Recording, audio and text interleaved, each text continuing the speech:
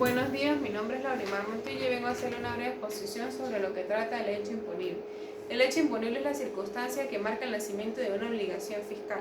Este es el supuesto fijado por la ley para modelar cada tributo y cuya realización debe el nacimiento de la obligación tributaria principal. Por ejemplo, el obtener una renta o adquirir un bien y servicio.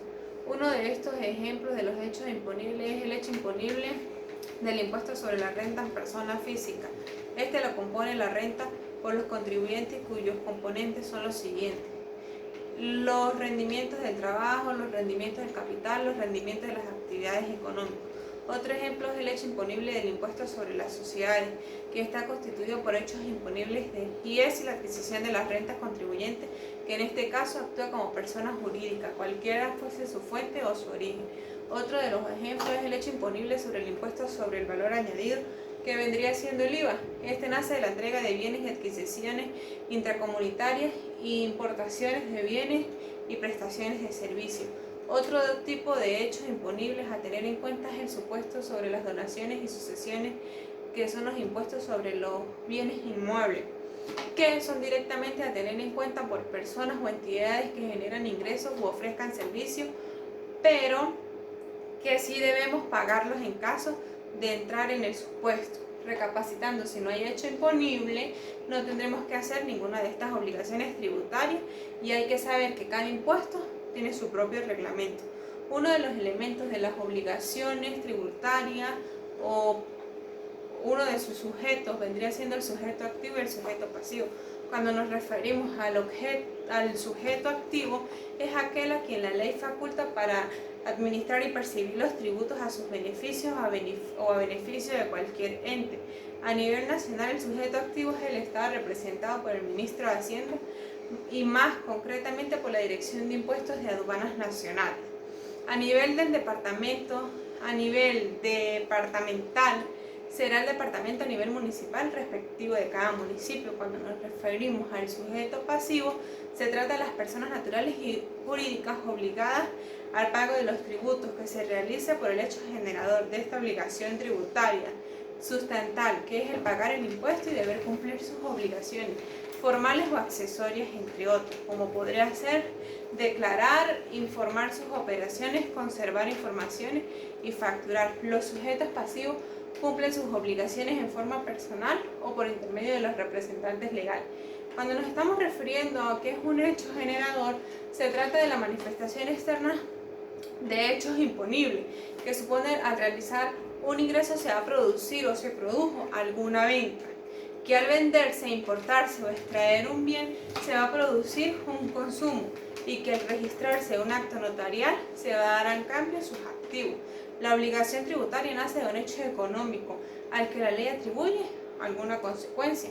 Cuando nos estamos hablando sobre un hecho imponible, es considerado como un nivel económico por la ley sustancial como un elemento fáctico de la obligación tributaria. Su verificación imputable a determinar el sujeto a causa del nacimiento de la obligación. En otras palabras, el hecho imponible se refiere a la materialización de hecho generador previsto por las normas, y la causación se refiere al momento específico en el que surge o se configura la obligación respecto a cada una de las operaciones materiales del impuesto. Cuando nos estamos refiriendo a la base gradable, es el valor monetario o unidad de medida del hecho imponible, sobre el cual se aplica la tarifa del impuesto para establecer valor de las obligaciones tributarias.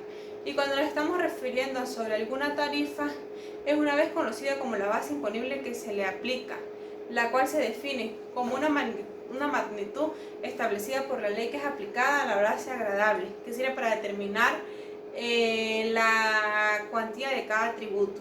Cuando nos estamos refiriendo al periodo gravable, es el periodo es el lapso temporal en el que el sujeto pasivo responsable debe declarar y de pagar algún impuesto creado, como puede ser anual en el caso del impuesto sobre la renta, bimestral o cuatrimestral, como lo es en el caso del impuesto sobre las ventas. Por ejemplo, el sujeto pasivo, que es el IVA, no se puede declarar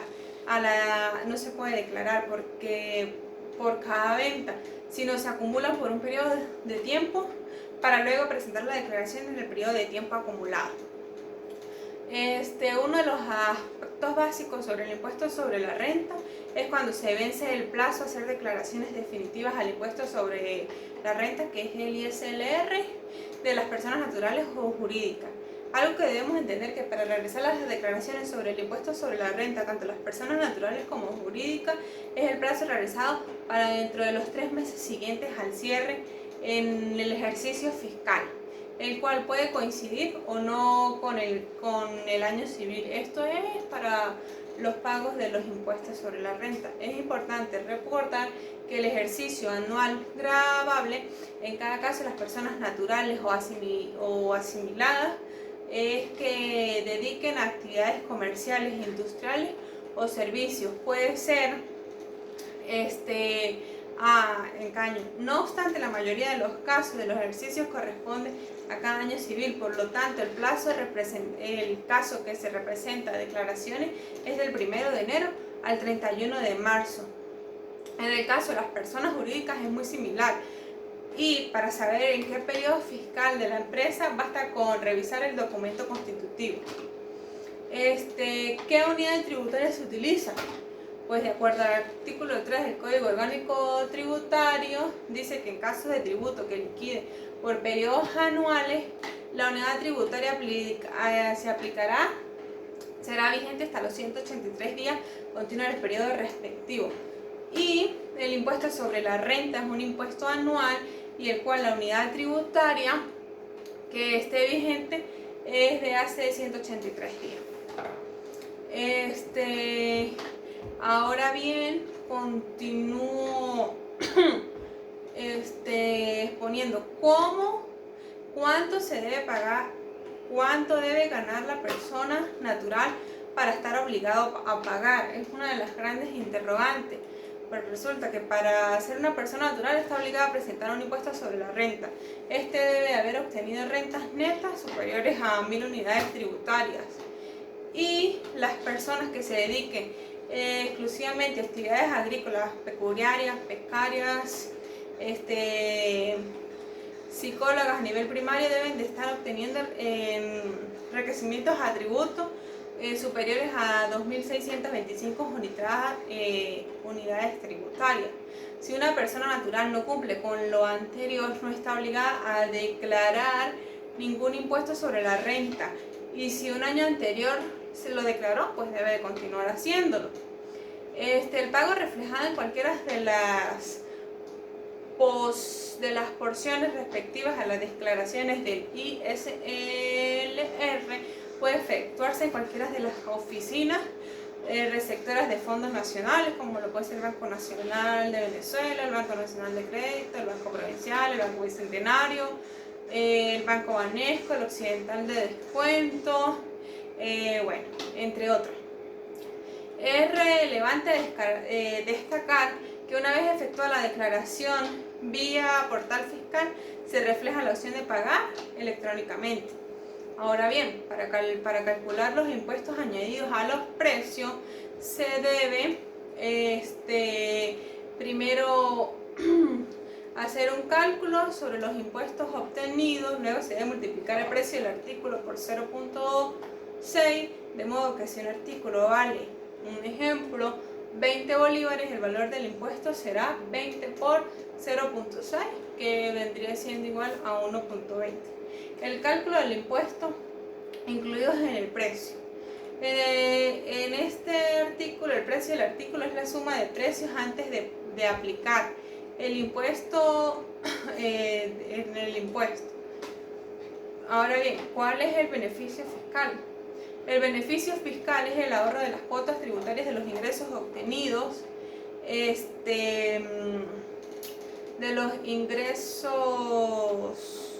obtenidos procedentes de cualquier excepción, deducción, bonificación o reducción fiscal. Por lo tanto, serán los ahorros que se obtengan en los patrimonios de una persona o una entidad, o como consecuencia de pagar menos impuestos. Este tipo de beneficios se han regidos en las normas vigentes y solo se le otorgará a las personas solo se le otorgarán a las personas físicas o entidades realizadas. Algunas de estas están limitadas a un tipo de colectivo o situación por otras que son un derecho para todas las personas o entidades que realicen actividades empresariales. Hay que tener claro que los beneficios fiscales no serán evasión de recursos de agencia tributaria, son dos conceptos totalmente diferentes, ya que uno es algo lícito y otro es un delito penable por la ley.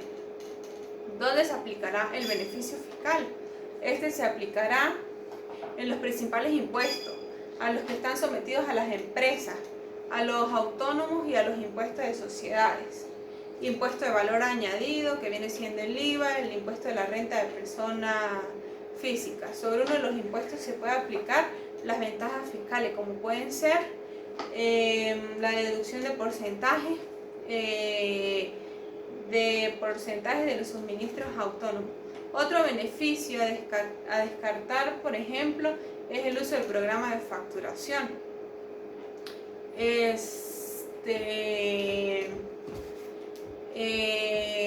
Ahora bien,